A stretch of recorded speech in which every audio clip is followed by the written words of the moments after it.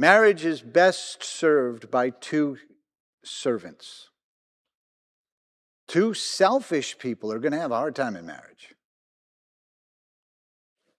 When there's one selfish and one servant, that can work for a little while until abuses start, but of taking advantage. But the reality is God's ultimate purpose is for us to live a blessed life so that we can become a blessing to others.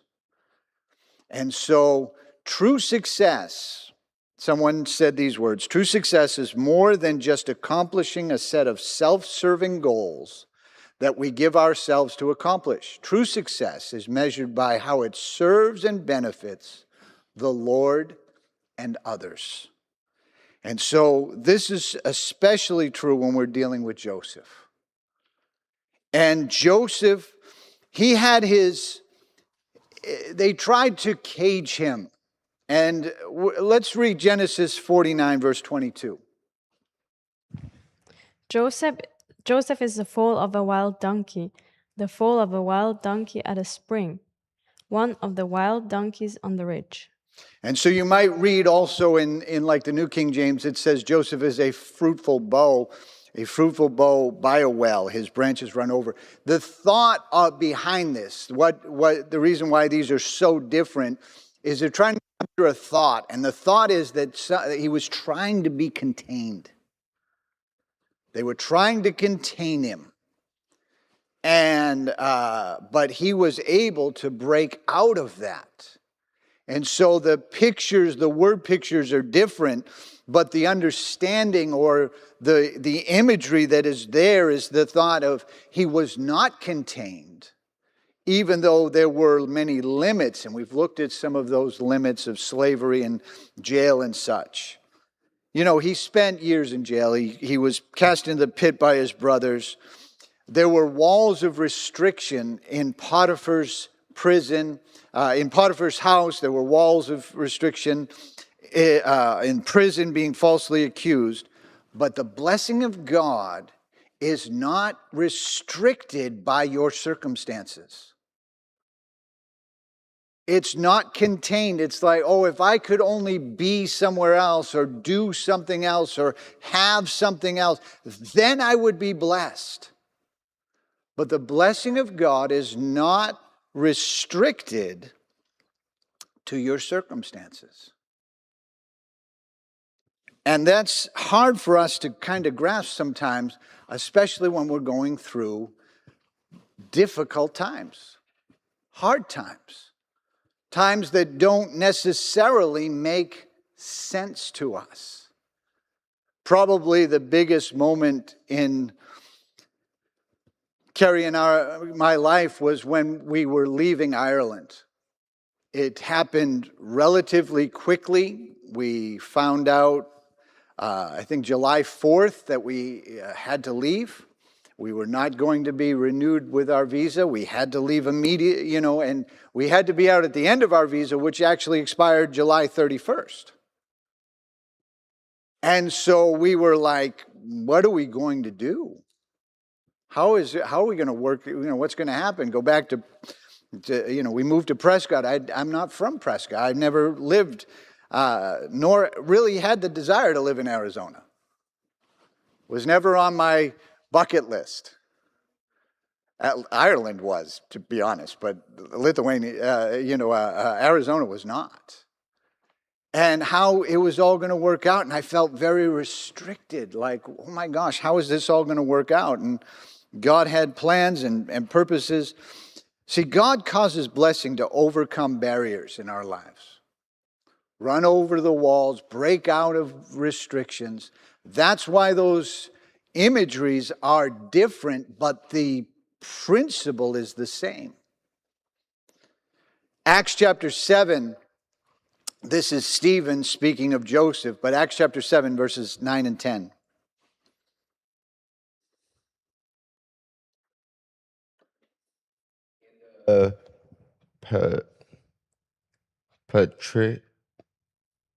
Patriarchs becoming envious sold Joseph into Egypt, but God was with him and delivered him out of all his troubles, and gave him favor and wisdom in the presence of Pharaoh, king of Egypt, and he made him governor over Egypt and all his house. So that sums up 17 years in just 2 sentences. All right? It really does. It's, his brothers were jealous, sold him into slavery, right? The patriarchs, the fathers, this is Reuben on down through Benjamin. And so, Benjamin wasn't there, but and so sells him into slavery. He goes through all sorts of troubles, but God rescued him. And God was with him through the troubles and gave him unusual wisdom. God gave him favor with Pharaoh. He appointed him as governor. And so the ultimate marks of blessed life is not just the blessings you receive, it's how blessed others are.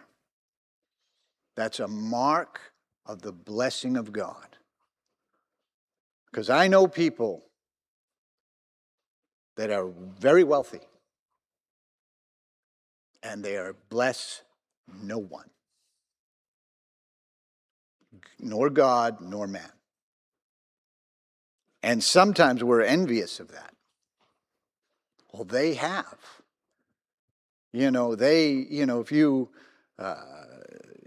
sometimes I'll turn on sports talk radio because I get tired of the Christian music, Christian stations begging for money, and I get tired of, news and bad news, and if it bleeds, it leads, and it's outrageous. Can you believe what they're doing? And can you believe what they said? And can you believe that the left is doing this and the right is doing that? And this, that gets irritating too.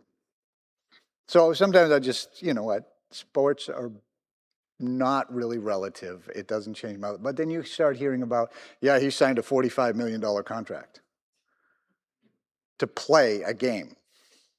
To play. Now, granted, it's a lot of work to play that game at that level. I get that.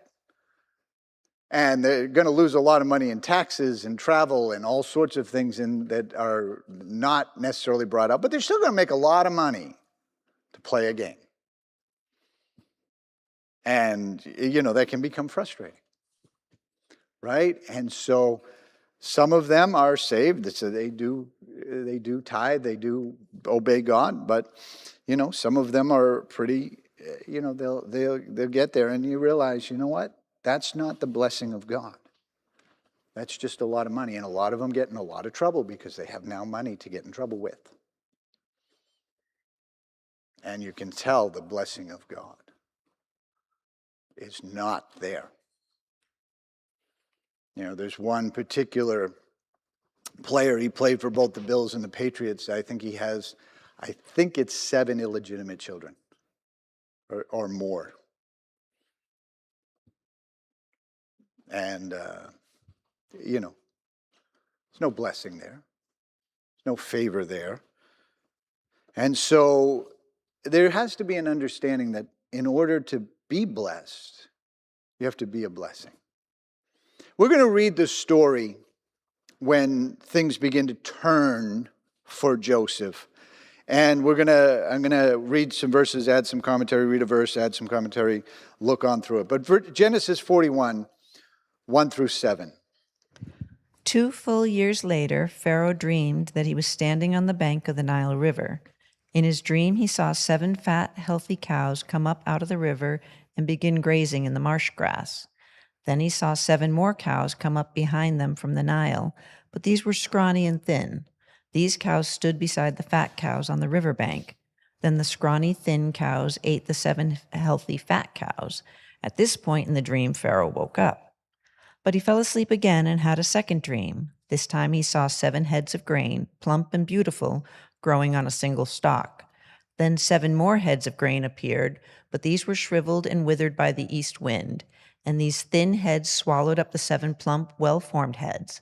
Then Pharaoh woke up again and realized it was a dream. And so here's Pharaoh. 2 years later, this is 2 years after the butler and the baker's dreams that God gives to these men, and Joseph interprets them, tells the butler, you're going to be free, in 3 days, and it's going to be, when you get before Pharaoh, remember me. And then the baker's all excited. He says, oh, good, tell me my dream. And he says, you're going to die in 3 days. And bummer for asking. And so he does this, but he asks the baker, remember me, I'm in here, I'm unjustly accused. I have a personal read between the lines kind of thing. And when they call for Joseph, I honestly believe they say, Pharaoh would ask the natural question, what is he in jail for? And someone would have said, Potiphar's wife made an accusation against him. And they would have went, oh, her, yeah, get him for me. Like she has no credibility. Maybe that was her reputation. I don't know. But that's just me putting in between the lines. That's not there, but it makes sense to me. Genesis 41, verse 8. Now it came to pass in the morning that his spirit was troubled, and he sent and called for all the magicians of Egypt and all its wise men, and Pharaoh told them his dreams, but there was no one who could interpret them for Pharaoh. So no one can tell Pharaoh. Pharaoh's bothered by this, right? God is now setting up Joseph. And Joseph doesn't know it. He doesn't know what's going on. He doesn't know within hours his life is going to change. He has no idea. To him, it's another day that ends with Y. Just the same old, same old. But now it's going to be different. And so now we read verse 41, chapter of Genesis 41, 9 through 16. Then the chief butler spoke to Pharaoh, saying, I remember my faults this day, when Pharaoh was angry with his servants, and put me in custody in the house of the captain of the guard, both me and the chief baker. We each had a dream in one night, and he and I, each of us dreamed according to the interpretation of his own dream. Now there was a young Hebrew man with us there, a servant of the captain of the guard, and we told him, and he interpreted our dreams for us. To each man he interpreted according to his own dream. And it came to pass just as he interpreted for us, so it happened. He restored me to my office, and he hanged him. Then Pharaoh sent and called Joseph, and they brought him quickly out of the dungeon, and he shaved, changed his clothing, and came to Pharaoh. And Pharaoh said to Joseph, I have a dream, and there is no one who can interpret it.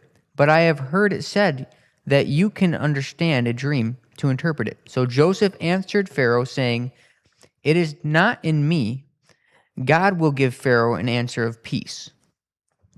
And so here, very fascinating. So here now he's brought before Pharaoh. He's cleaned up, of course. Prison, was not a nice place to be. It's not like American prisons today, where, you get a workout room and a library and, television and internet and all of everything that, pretty much you want. 3 squares a day and all of that. I, had a guy in my church in Chicopee. He used to steal a car in around November. So he would go to jail for the winter. He'd have a bed in 3 squares. That's what he said. I'll have a bed in 3 squares. I'll be out in 6 months, and it'll be spring again, and so I can get out and just function. And come next fall, late next fall, I'll do something else, and they'll send me to jail for a couple months. He didn't do anything tremendously violent or anything like that. He tragically was riding his motorcycle and clipped a car and went into a telephone pole and died shortly after I left that church. Dave Sweeney. But the reality is, here is Joseph. He's been brought out of jail. He's cleaned up. He shaves. He's brought before Pharaoh. And Pharaoh says, tell me what the dream means. And he says, I can't, but God can.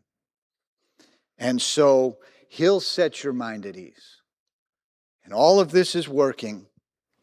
And of course, he interprets the dreams. He says there's going to be 7 good years, prosperous years, fruitful years, and it's going to be a great time. And then it's going to be followed by 7 years of recession, depression, economic turndown, inflation, all sorts of things like that. And Joseph, the man of God, what does he do? Raises taxes. That's what he does.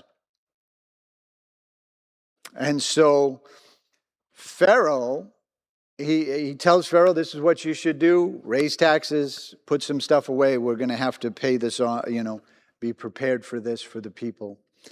And when Pharaoh hears the wisdom that Joseph has, verse 41, Genesis 41, 33 through 45.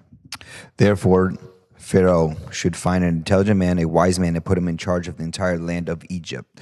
Then Pharaoh should appoint supervisors over the land and let them collect 1/5 of all crops during the 7 good years. Have them gather all the food produced in the good years that are just ahead and bring it to Pharaoh's storehouse. Store it away and guard it so there will be food in the cities.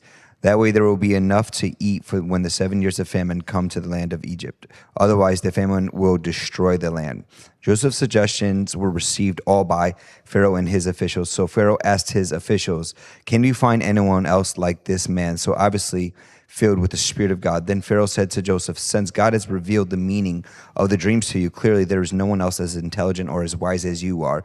You should be in charge of my court, and all the people will take orders from you. Only I, sitting on my throne, will have rank higher than yours."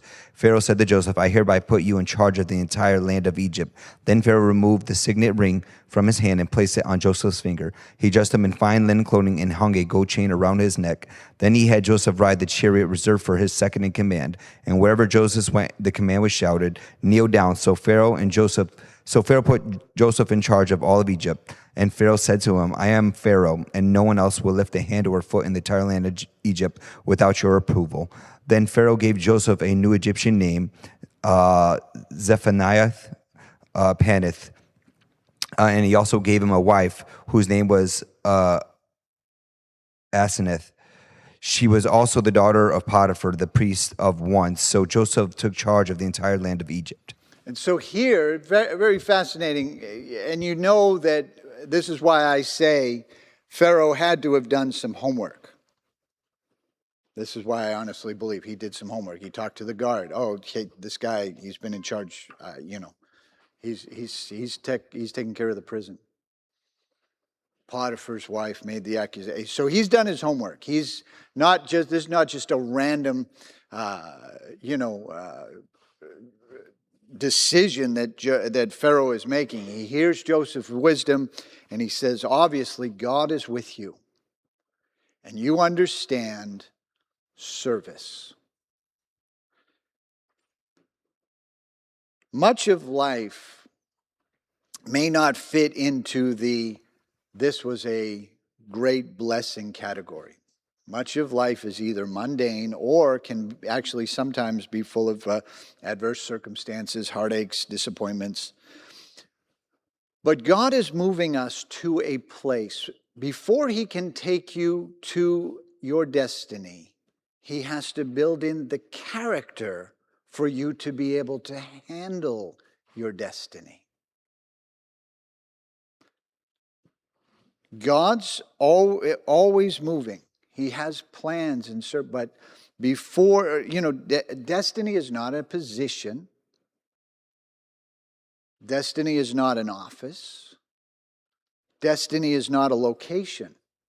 Destiny is going to be majorly involved with who you are, who you become. And, Joseph had to go through the time of being the forgotten man. Let's get a few more verses here and consider this. Genesis 40, verse 23. Who would get that? Steph? Rowan, would you get Ecclesiastes 3 and verse 11? Then I need Genesis 41, 38 through 44. 38 through 41. Genesis 41, 38 through 41. Alicia? Let's get through that part. And then we'll come back. But there are times where sometimes you're frustrated. I remember one of the words I received from Pastor Joe Campbell when I was on staff in Prescott was, God had hidden us in the corners of the earth. And I thought, Lithuania is a good place to hide someone. Because most people in the world don't know where it is. So if you're going to hide somebody, that'd be a good place to hide somebody. And, there are times where you'll go through life and you'll feel overlooked, forgotten. You'll say, God, why? The butler, the cupbearer, the butler forgets about Joseph. Genesis, and I really like the way the New Living Translation says it. Genesis 40, verse 23. Yet the chief butler did not remember Joseph, but forgot him. Forgot him.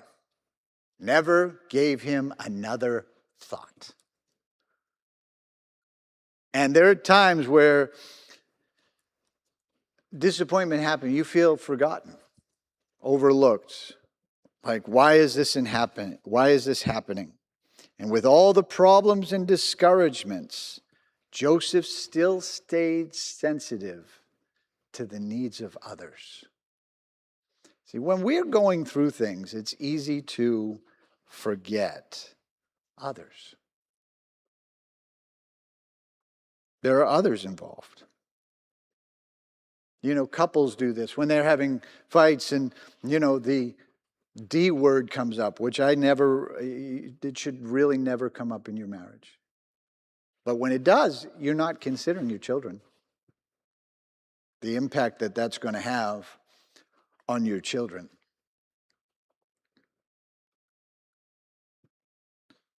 It becomes all about me. And Joseph, in order to be a blessing, stays a servant. When he was in Pharaoh's house, Potiphar's house rather, Potiphar didn't know what he had except the bread on his table. Joseph is managing his portfolio. He's managing his assets. He's taking care of all of the business of the house. Think about it. He came in, some years probably went by, but he began to show himself and work up in the sense that gain the trust of Potiphar and that credibility that Potiphar's just like, yeah, whatever, you're doing great. He goes to prison. The prison guard does the same thing. The captain of the prison says he put everything in Joseph's hand. It would be easy to sulk. It would be easy to pout. It would be easy to say, this is not fair. And Joseph doesn't do that.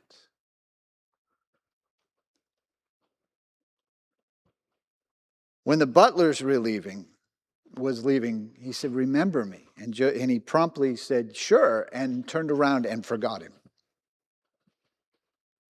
And people we can be hurt. We can be upset. We can, well, that's not fair. But could it be God doing something? Could it be your character that is actually the issue? That God can't go forward until this is worked out in your life. Ecclesiastes 3 verse 11. Sorry, I hadn't heard the last part. You can always read it off the screen. Found it. He has made everything beautiful in its time. Also, he has put eternity into their hearts, except that no one can find out the work that God does from beginning to end. So here, the major problem in life is we don't see what's around the corner. God's at work. But we're creatures of moments and such. We're, creatures of the immediate, creatures of comfort. And when things aren't going just the way we don't like, we can't see the timing of God. We can't see the purpose of God. God's taking us somewhere, and this involves our character. Pastor Joe Campbell would always say, don't let your gifting outrun your character, because you'll end up in a place you cannot sustain. And so Joseph's big break finally comes by the hand of God. God moves, God gives him favor, God does a great thing. And it's not because he has, somehow manipulated his way to prime minister. Napoleon probably was a master of manipulation. He basically, when they had the French Revolution, he basically usurped all the power and took over. He was a narcissist. He was a megalomaniac. He was all of the terms that you could use. It definitely fit Napoleon. He was a very selfish, driven man in that. He manipulated and connived and even murdered his way to the top. And yet, here is Joseph. He's done none of that. He simply served. And when God said the timing now is right, the training is complete, I can now have you where I need you. Because God remembers. Now, think about this. He's in jail. He's just being in jail. And Pharaoh has a dream. This is not in his immediate locale. This is not something he's aware that's happening. And yet this significant event is going to change Joseph's life and trajectory. Right now, we have no idea all that is happening behind the scenes of what God is doing. And this can play out in our personal lives. This can play out in the church. This can play out in destiny and purpose. There's amazing things that can transpire because one man says, oh, I remember Joseph. And Joseph interprets the dream, recommends a course of action. And, let me just say this too. One of the things in being a blessing is not just to point out problems or predict disaster. Some people, they think that's their gifting. Cynicism, skepticism, and criticism are not gifts of the Holy Spirit. They're not part of the fruits of the Spirit. Love, joy, peace, long-suffering, and then it doesn't say criticism, skepticism, and pessimism, and other, righteousness, and it's not. He also points to a solution. He says, you know how this can be?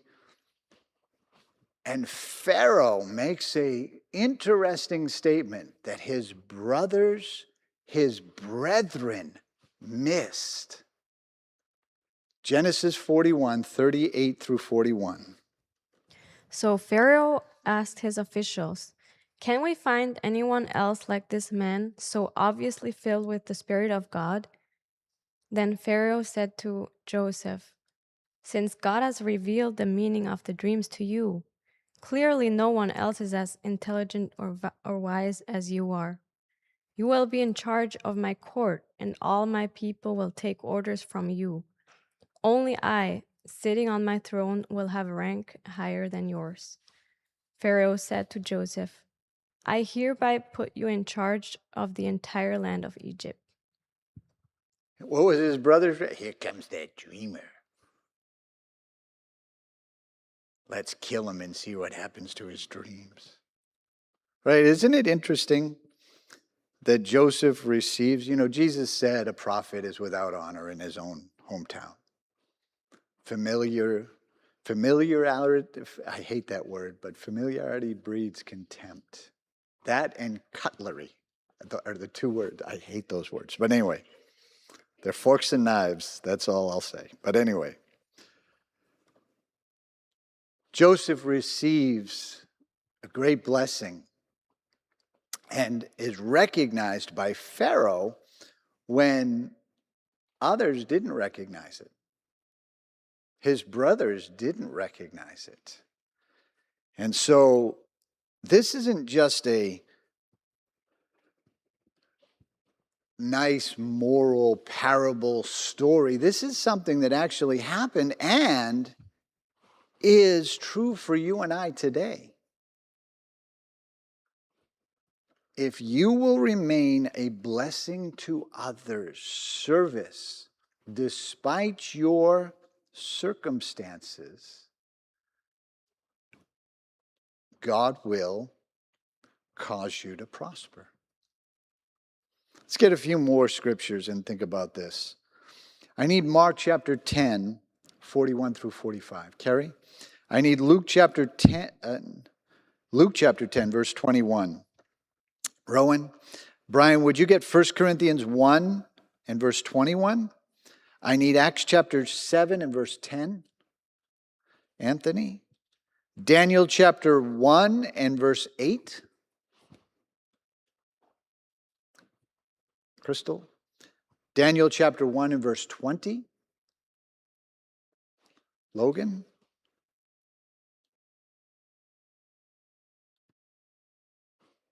Yeah, we'll hold off there and I'll give out a few more scriptures right after that. But God's blessing becomes upon those who will serve. You will be blessed. You will be a blessing. And this is all Joseph ever tried to do wherever he was at.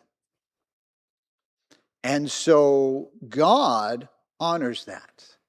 In Mark chapter 10, we have the story. John and James come to Jesus and they say, hey, we've got a great idea. Let us sit on your right hand and your left in your kingdom. What a great idea. And he says, yeah, all right. Can you drink of the cup I'm going to drink of? Oh, yeah, absolutely. Positively. Can you go through some of the things I'm going to go through? Oh, absolutely. Suffer? It's no problem. Well, you will, but that's not for me to choose. That's for the Father to decide who's going to be there. And then we pick up this story in verse 41. Classic. Think about Joseph and his brothers as we read this. Mark 10, 41 through 45. When the 10 other disciples heard what James and John had asked, they were indignant. So Jesus called them together and said, you know that the rulers in this world lord it over their people, and officials flaunt their authority over those under them. But among you it will be different. Whoever wants to be a leader among you must be a servant, and whoever wants to be first among you must be the slave of everyone else. For even the Son of Man came not to be served, but to serve others, and to give his life as a ransom for many. So greatness in the world, Jesus says, comes from power, recognition, authority.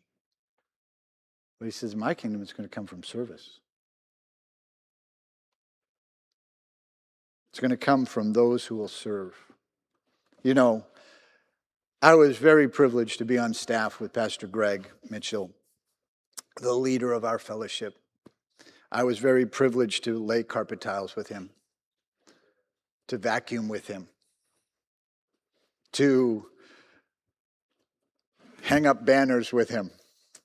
Of course, he told me to go up the ladder. I climbed the ladder and he goes, Keith, you look nervous. I don't understand. I'm not nervous at all. Then he said, what could possibly go wrong?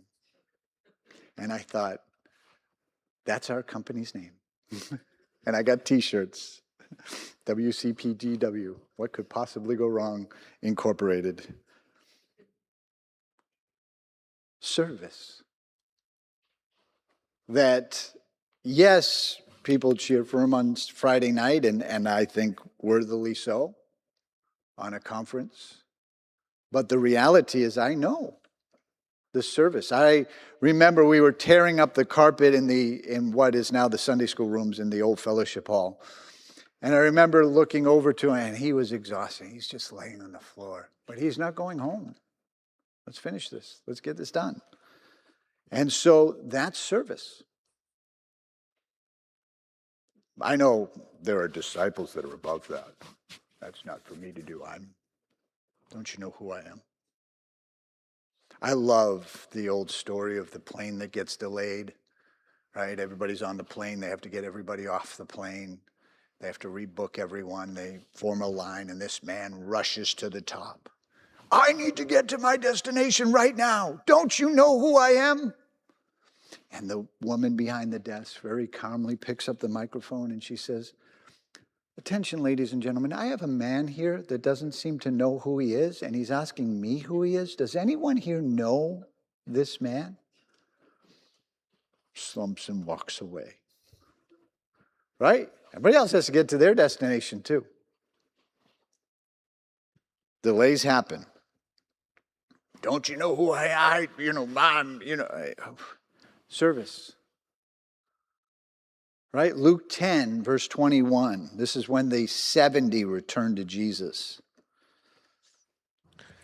In that hour, Jesus rejoiced in the Spirit and said, I thank you, Father, Lord of heaven and earth, that you have hidden these things from the wise and prudent and revealed them to babes. Even so, Father, for it seemed good in your sight. So here he says, you know what? Satan's falling, there's dominion, there's things happening, and he says, you know what? The wise in this world, they don't get it.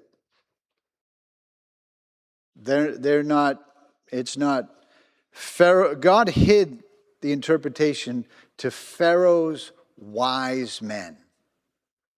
All his magicians and all the people in his court come to him, and nobody can figure out what this means. Joseph comes, and he's the only man in the nation who can figure this out. God uses him. 1 Corinthians chapter 1, verse 21. Since in the wisdom of God, the world through wisdom did not know God, it pleased God through the foolishness of the message preached to save those who believe. You know, God's able to move through foolishness, and not foolish preaching, but the foolishness of preaching. The simple gospel, and how God uses this and sets apart, makes Joseph excellent. And we read again, Acts 7, verse 10. And delivered him out of all his troubles and gave him favor and wisdom in the presence of the Pharaoh, king of Egypt, and he made him governor over Egypt and all his house. So here Joseph's promoted because God is with him. You know, Joseph's spiritual twin is Daniel. Their distinctivenesses, if that's a word, both of them that are quite remarkable. That, you know, they were taken out of their homeland. They were brought into a foreign place. They were stripped of their culture and their identity as their desire of the Babylonian mindset or the Egyptian mindset. They're both pictures of the world, of the systems of the world that we live in. And their agenda, of course, is to make us lose our distinctiveness as people of God. But Daniel was determined. He said, I'm not going to do that. Daniel 1 and verse 8. But Daniel was determined not to defile himself by eating the food and wine given to them by the king. He asked the chief of staff for permission not to eat these unacceptable foods. And so here, I'm not going to partake of what the Babylonians partake of. I'm not going to give myself to these things. And so he says, they say no. And so of course, the man's all worried. Well, if you don't eat right, this is going to play bad on me. They'll kill me as well as you. And so let's give it a 10-day trial. And it works out very well for him. And in verse 20, Daniel chapter 1. And in all matters of wisdom and understanding, about which the king examined them, he found them 10 times better than all the magicians and astrologers who were in his realm. And so this goes on. Daniel has this wisdom, better than all of that. God's using him. Daniel chapter 3, fascinating chapter, Nebuchadnezzar's dream, and it's interpreted, and Nebuchadnezzar loses his mind and all of that.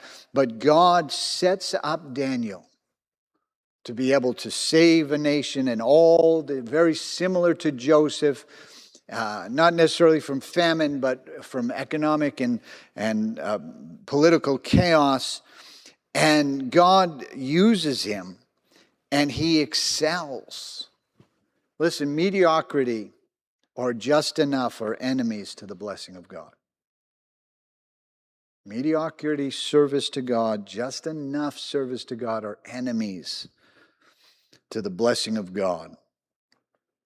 Again, the finger is written on the wall in Daniel chapter 5. And the king there, you can put it up. I'm just going to paraphrase it. But they're like, who can interpret this? So they call for Daniel, and they say, tell us what it means. And so they bring him, and they say, I have heard that, verse 14 is that you have the spirit of the gods, and that you are filled with insight and wisdom and understanding. He was filled with the Spirit of God. They're trying to interpret that in their narrow thinking, but God's with him, just like he was with Joseph. Chapter 6, verse 3, soon Daniel proves himself more capable than all the other administrators, high office, his great ability. The king made plans to place him over the entire empire. Again, prime minister, only second to the king. And it says in the New King James, because an excellent spirit was in him. An excellent spirit, that he lived a life to be a blessing as well. And so when we do that, God will bless and give us wisdom. God will cause his favor to be upon us. Isaiah chapter 11, verse 2, the Spirit of the Lord will rest upon him. This is speaking of Jesus, and the spirit of wisdom and understanding. When we serve others, wisdom will be there. And so this is a lifelong, you need wisdom, James says, just ask. But connected to wisdom is service. And Joseph's wisdom, Daniel's wisdom, Jesus' wisdom comes out of service. Are there any questions or comments?